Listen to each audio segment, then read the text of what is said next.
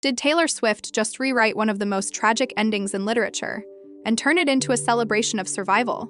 Today, we are diving into the deeper meaning behind the Fate of Ophelia. And remember, this is just my interpretation. Tell me what you think in the comments, especially if you disagree. Before we analyze, let us quote the lines that will guide everything we say. I will place a lyric snippet first, then explain what it signals. I heard you calling on the megaphone. That opening line feels like a summons from the outside world.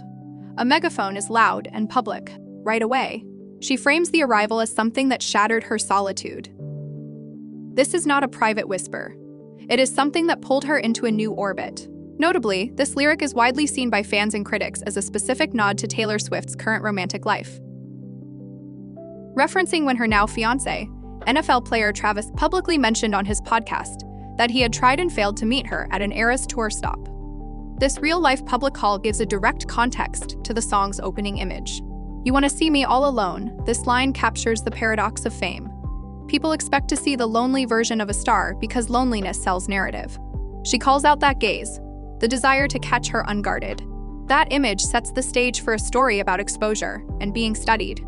And if you'd never come for me, I might have drowned in the melancholy. Here is the heart of the song. The drowning image echoes Ophelia and the idea of sinking under pressure. But notice the conditional phrasing. She did not actually drown. She uses the near miss to emphasize trauma and survival. The line credits an intervention without suggesting total helplessness. I swore my loyalty to me, myself, and I right before you lit my sky up. That line is essential. She claims self-loyalty first. That is the moment the song refuses to be a simple rescue romance.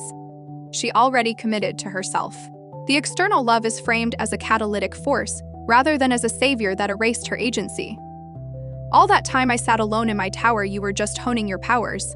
A tower is classic isolation. It is also protection and observation. She sits and waits. The other person prepares. There is mutual action here. Time passes for both players. Taylor is not passive in her own plot. She is contained, but not inert. Late one night, you dug me out of my grave and saved my heart from the fate of Ophelia. This is cinematic. The grave image is extreme and public. Being dug out suggests deliberate effort. The rescue is physical and symbolic. She is saved from a literary fate. But the lyric also hints that the story is as much about rewiring expectations as about romance. This powerful core message, being saved from a tragic ending, is particularly resonant with Taylor Swift's recent, highly visible journey of reclaiming her own narrative and finding a public joy that stands in direct opposition to the isolating scorpions and melancholic endings the media often tries to write for female celebrities. Keep it 100 on the land, the sea, the sky. Pledge allegiance to your hands, your team, your vibes. This passage reads like a vow of total devotion and celebration. It is playful, confident, and modern. It contrasts the heavy drowning imagery with a joyful communal allegiance. This shows the duality in the song, darkness and exaltation side by side. 'Tis locked inside my memory, and only you possess the key. Memory and possession. These words are intimate and dangerous together. She suggests the other person holds a special unlocking power over her past. But earlier lines remind us she holds power too. That balance is the emotional core. Now let us unpack the full story these lines tell, piece by piece. Start with isolation and public gaze. The lines about the megaphone, the tower, and being watched turn loneliness into performance. Taylor has long been framed as a public object of curiosity. These lyrics treat that reality with precision. The tower is not romantic solitude. It is a place people look up at while they invent stories about the person inside. Next, the near drowning and the grave. Ophelia's symbolism is not accidental. The song borrows the image of a woman overtaken by forces she cannot fully control. But Taylor flips the script. Instead of allowing the narrative to end in tragedy, she presents a near miss. She did not drown. She almost did. That near miss allows the song to be both vulnerable and defiant. Then there is the relationship dynamic. The repeated emphasis on self-loyalty before rescue reframes the romance. The love in the song arrives not to take over, but to accompany. It is a partner who helps complete what she is already doing for herself. That is why the song feels modern and empowering instead of pathetic. She credits both her own work and the role of another. Visually, the music video matches those claims with intentional details.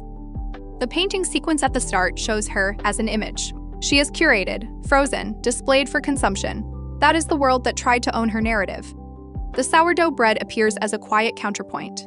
Bread is homemade resilience. It is slow, domestic, and grounding. It symbolizes daily life outside of headlines. The showgirl sequences operate on a different layer. Sequins and high glamour are not a return to spectacle for spectacle's sake. They represent armor and mastery. She stages herself fully. The audience becomes the terrain she walks through with intent.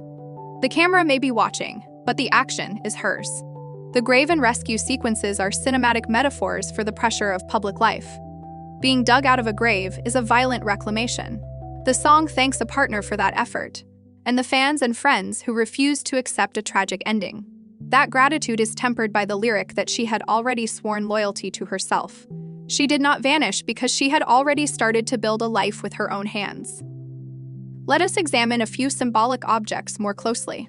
You wrap around me like a chain, a crown, a vine, pulling me into the fire. Chains, crowns, vines, fire. These are paradoxical symbols. Some are suffocating, some are coronation. Fire is destructive, but also purifying. Taylor uses mixed metaphors to show that the saving force is not purely gentle. It can be risky, intense, and transformative. Love here is complicated. It is not a balm that removes scars.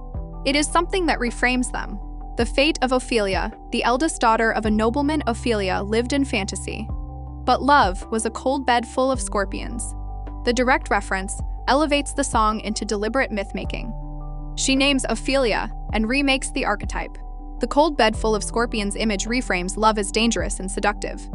By reworking the Ophelia story, the song asks us to remember the cost of certain romantic narratives and to celebrate the cost paid and survived. No longer drowning and deceived all because you came for me. This line is both clear and subtle. It attributes recovery to an action, but the prior lines remind us that she chose to keep fighting. She is writing a new ending where rescue and self-agency coexist. There are smaller Easter eggs in the visuals that amplify these themes. Fans have pointed out the Elizabeth Siddal nods, the floating bathtub that recalls drowned muse paintings, and the orange bird motif that appears in the set. Each of these references layers the central refrain. She is invoking tragic art history, only to overturn it. So what does all of this mean for Taylor Swift as an artist and a person? On one level, The Fate of Ophelia is a love song that acknowledges a saving tenderness. On another level, it is a manifesto about narrative control. It says, I will accept help, but I will not be defined by the drama you want me to be. It also says, public pain is not entertainment. Don't treat it that way. Now the big question the song leaves us with, who is the person credited with the rescue? The lyrics invite multiple readings. They could point toward a romantic partner who showed up at the exact time she was ready. They could be referencing music itself, or the community of fans and friends who refused to let her vanish. Or perhaps it is an intentional ambiguity. The song gives credit to love without erasing the fiercely independent arc she already walked. Personally, I believe The Fate of Ophelia is Taylor saying, thank you for helping me out of the dark, but don't forget that I walked myself into the light. This is my perspective. If you disagree, correct me in the comments. Debate the lines I quoted. Show me the lyric snippets you think I missed. This conversation is part of the point. Now it is your turn. Who do you think she is singing about in this song? Is this a fairy tale romance, a rebirth of self, or both woven together like the lyrics themselves? Tell me your interpretation below. I will be reading every single comment. Thanks for watching. Like and subscribe because it tells me you want to see more of this. This is Buzz Blurb.